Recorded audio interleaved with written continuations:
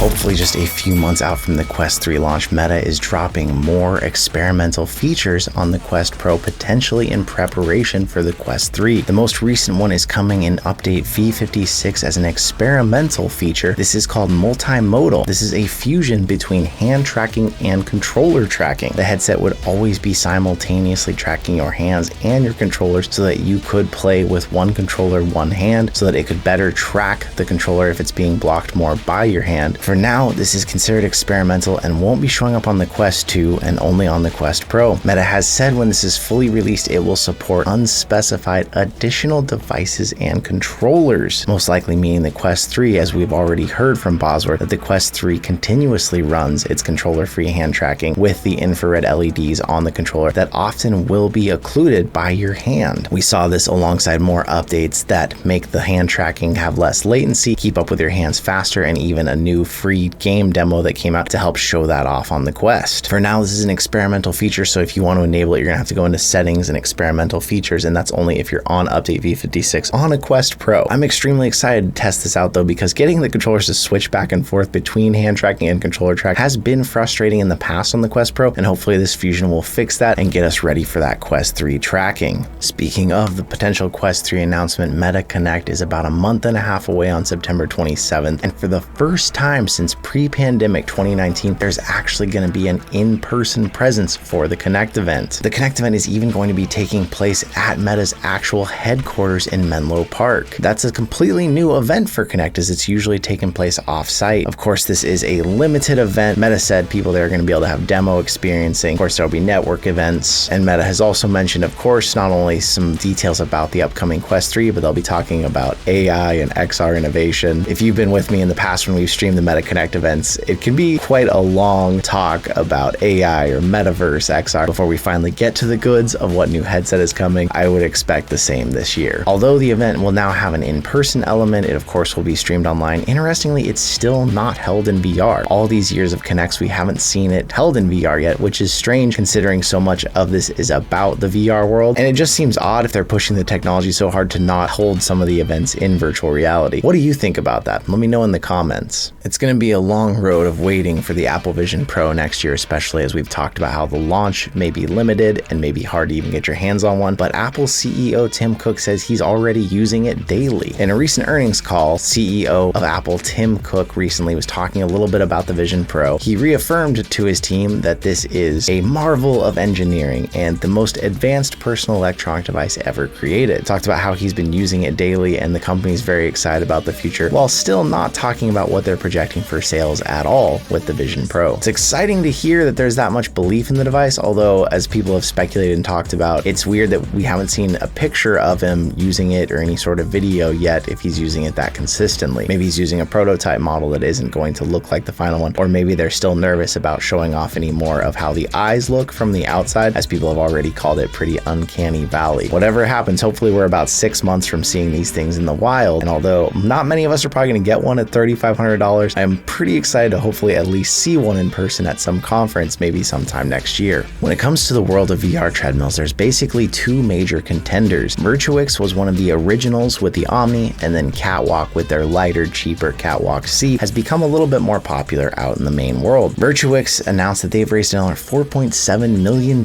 in their latest crowd investment, and they're planning to ship 1,000 of their new VR treadmills by the year's end. We tried one of Virtuix's original Omnis a few years back in Texas, and I definitely found it was very clunky. It was very difficult having this big waistband all around you, or you couldn't put your hands down to your sides. The new Omni one looks a lot better, using more of a vest style design and looking pretty similar to the Catwalk C, honestly. You're able to move your hands freely, turn to the sides, and hopefully move around unimpeded like you can kind of do on the Catwalk C. VR treadmills are very interesting in another potential layer of immersion, but they do come with their whole own world of problems, think parts that wear out, reliability with the software, and the way you have to integrate into the VR games you're playing. I've been personally holding off on buying one for years, ever since I got to try the Omni in person, and was less thrilled about it once I tried one. But hopefully, now that they're getting a little bit more streamlined, they're going to also start reaching a more mass market, as they'll be a bit cheaper, as we've seen with the Catwalk C. But how many of you out there are actually waiting on a VR treadmill or hoping to get one even in the next 5 years? The PSVR 2 has a long history, and Sony even has told us that they started developing it right after shipping the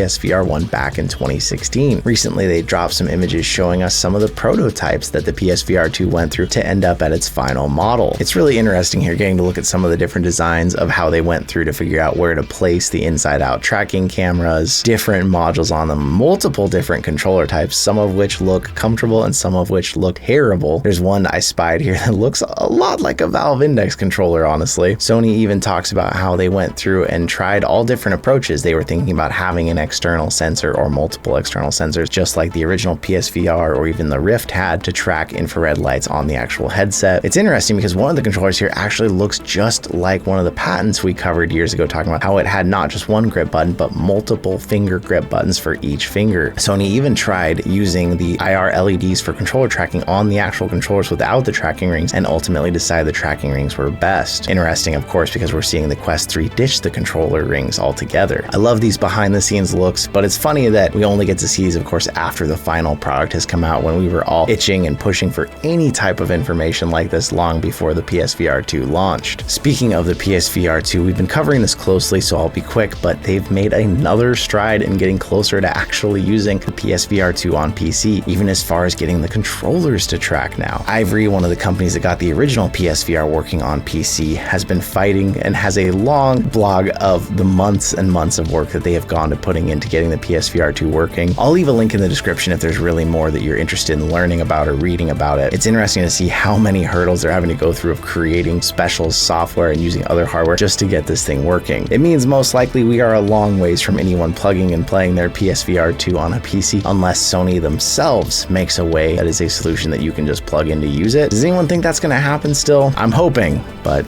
I'm not sure. One use still that doesn't always get talked about for VR is fitness. Fitness is an approach that a lot of companies are banking on with what the future of VR could actually look like. Of course, Meta buying the company that made Supernatural VR, VR Workout, Lightboxer, and so many others. It's actually getting some mass media coverage even through CBS and other outlets. They're talking about how VR technology could actually reshape at-home workouts. Similar to people that have done things like Peloton bikes and others, we might start to see a harder push with VR in the exercise industry. Personally, I haven't shared this with any of you on the channel yet, I don't believe, but I've actually started working with a personal trainer, and I'm actually introducing them to VR to try and see how we can incorporate VR into the workouts or even utilize it heavily through a training program. It'll be an interesting journey for me that I'll keep you updated on as it's going on, but what do you think out there? Is VR still gaming for you? Do you ever watch movies? Fitness, is it something there? I think programs like Beat Saber still are honestly the best when it comes to fitness. It's not trying to push fitness, it's just a natural side effect of having a fun time in the game. But let me know what's going on out there that you're excited for in the VR world. We can talk about it in the comments some more. But once again, thank you for being here with me day after day. I really appreciate all of you,